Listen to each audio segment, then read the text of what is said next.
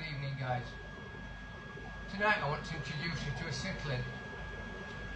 It's a cichlid that's probably my favourite of them all. It's a sand sifter from South America. Its name is Satanoperca leucosticta. Satanoperca referring to Satan's perch, which is not really deserved. It's a really peaceful fish. Goes very well with the stingrays, especially pups, as a clean-up merchant. It also goes very well in a discus tank if you big discus guys are looking for something a little bit different. It'll stand the temperature, it'll sift through the sand, it'll never bother your discus or any larger tetras you might have in there either. It's just an all-round great fish. So without further ado, here it is. Enjoy the video. So guys, these are Satanoperca leucosticta. I love the Satanoperca group. Get the daemon, chirapari, as well as these leucosticta. There's also one known as Lilith, and there's one called Acuticeps. Both I find are very soft water. If you don't give them that, they'll get all in head disease.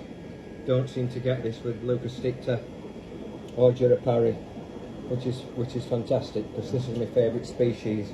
You also tend to get it if you don't keep it soft enough with the daemon. Beautiful Satanoperca, but again it suffers with hole in the head if it's not got very soft water. So yeah, these suit me perfectly. Just look at that pattern on the upper column, the gill colour, the diamonds down the back of the fish. Been a favourite for years and one that's eluded me for so long. But a few years back, a couple of years ago, managed to find some on an Indonesian list. So these are actually captive bred, but the quality is outstanding. Got these at sort of 1.5 inch size. They're round about 8 inches now. I've got rather a big group in this tank, and I've also got one or two more scattered around. I use them as clean-up crew for the stingray pups. Very soft mouth. Don't do any damage to this tiniest of fish. You can even keep them with small to medium-sized tetras. You know, they're more of a filter feeder. Have a very big mouth. But unlike Oscars, which also have a big mouth, like I said, this is a filter feeder. Whereas the Oscar's more of a piscivore, so it's a specialist fish eater. Although in captivity, obviously, we train them to eat pellets.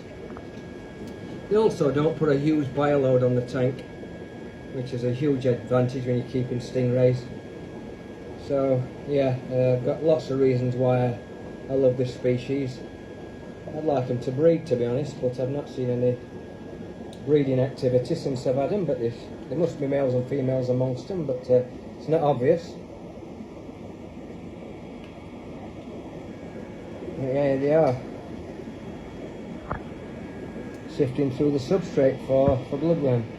Probably better on sand, really, if you want to keep the species. But this is a fine gravel. It's a natural quartz. It's very round and smooth, so it doesn't damage the mouth when they're searching for morsels.